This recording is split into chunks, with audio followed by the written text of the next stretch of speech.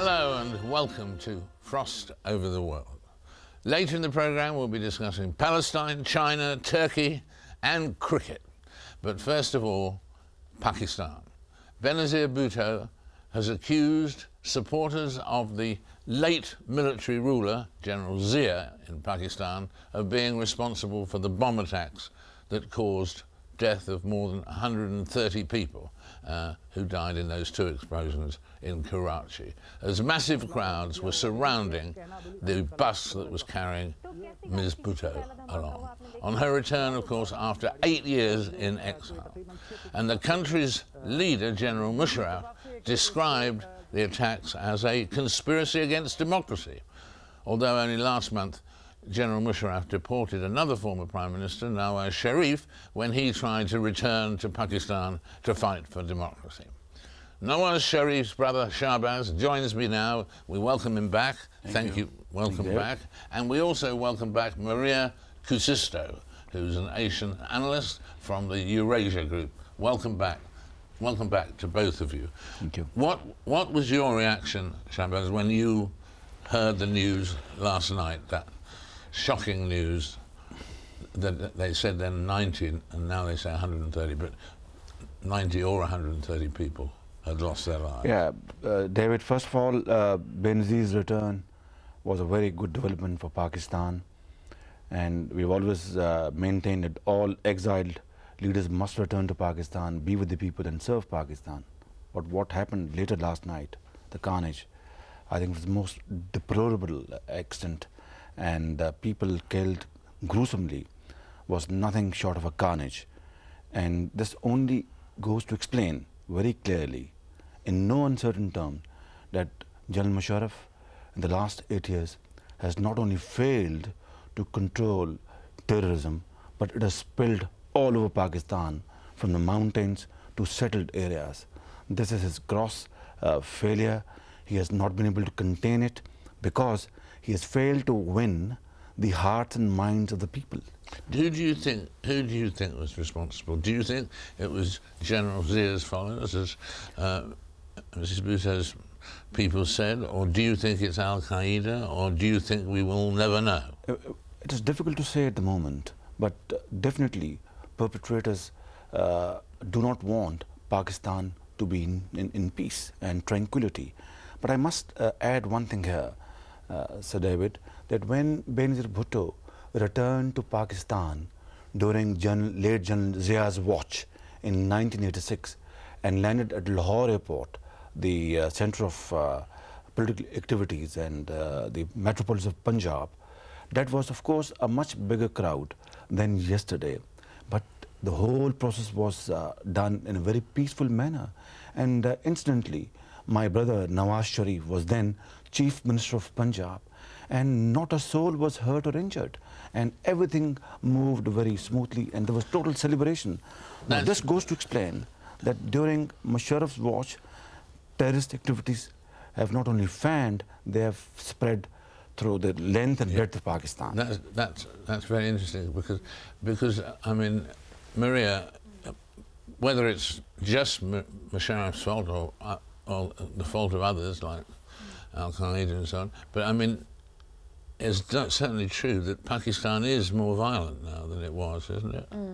It's quite interesting that these incidents took place in Karachi, and obviously Karachi was the place where Benazir Bhutto preferred to go, considering the fact that it is her stronghold, political stronghold. But Karachi is also a city which is extremely volatile.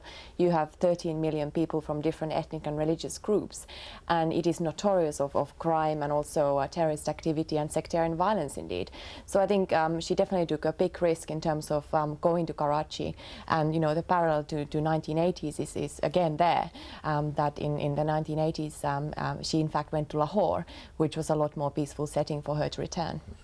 And have you had a chance to talk to your brother since this happened? Yes, I spoke to him, and by the way, he conveyed his very warm regards to you. Oh, it is a conspiracy by Musharraf against democracy to keep him out of Pakistan, so that he's not able to participate in these coming elections. Now, how can you even think of a free and fair elections or so-called transparent elections, when in the arena you have one popular leader there, which is very good, and the other popular leader out of arena. I think it is making a mockery of electoral process.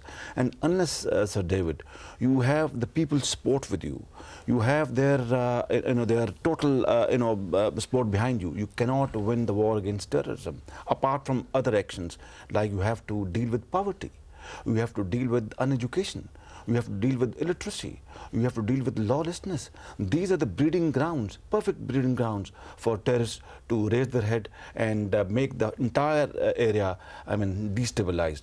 I think General Musharraf, after 8 years, it has been established beyond any ray of doubt that he is part of the problem and not the solution. And in fact, the fact that Benazir Bhutto has said today that she's staying on to fight the election for democracy and so on, that's a brave move, but it's an important one, I guess. Exactly.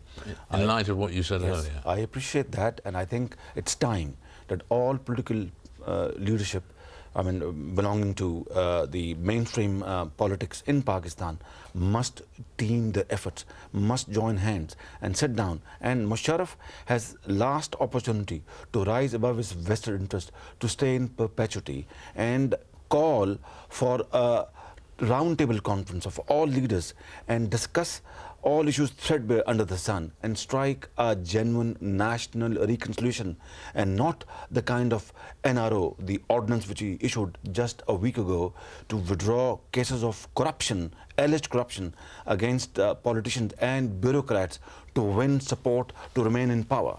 Right.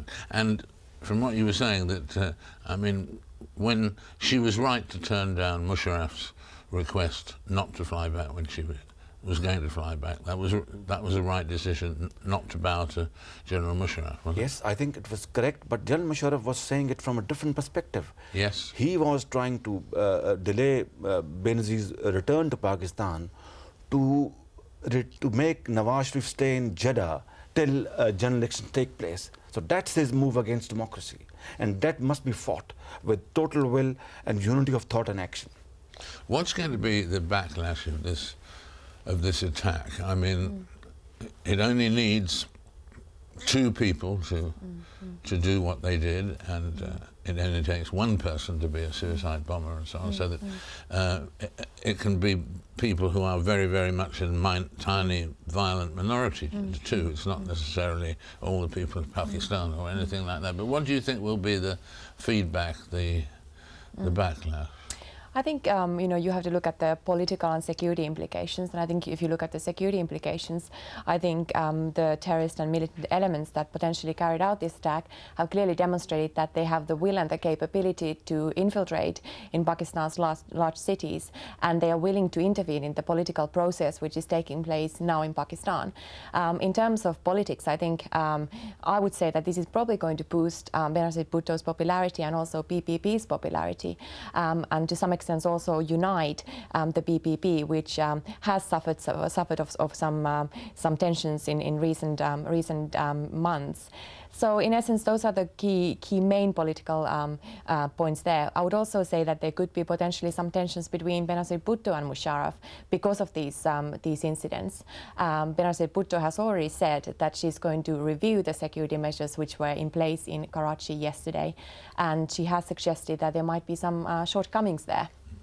And you'd like to see this election, so important to Pakistan, to go ahead, and you'd like your brother to be part of it? Absolutely, not just for his own self, but for the country's sake. We have to retrieve Pakistan from the brink of disaster and chaos and anarchy. Musharraf has failed to deliver. You have seen from the last 8 years' performance what has happened to Pakistan. Terrorism has only increased. Extremism has only increased. Look, one thing is very clear, that never in the history of Pakistan previously that any political meeting, gathering or leadership were attacked like this, what happened yesterday. So we have to join our hands together. Nawaz Sharif and Benazir must come together and serve Pakistan's interest and take Pakistan out of this deep hole. Thank you both very much for being with us. We appreciate it. Thank you very much. Thank you very much indeed, and we will hope that the election does go ahead, but that there is no repeat of the sort of thing that happened last night. Actually, the world in general is a pretty dangerous place at the moment. We'll be looking after the break, for instance, at the forthcoming conference on the Middle East, sponsored by President George Bush. As his presidency comes to a close, the President, along with the former UK Prime Minister Tony Blair, is hoping to crack the Middle East peace process. Not an easy task either. In a moment I'll be asking John Bolton whether there is any prospect of success in that conference. And then on a lighter note, the one and only Ian Botham. All of that and more after this short break.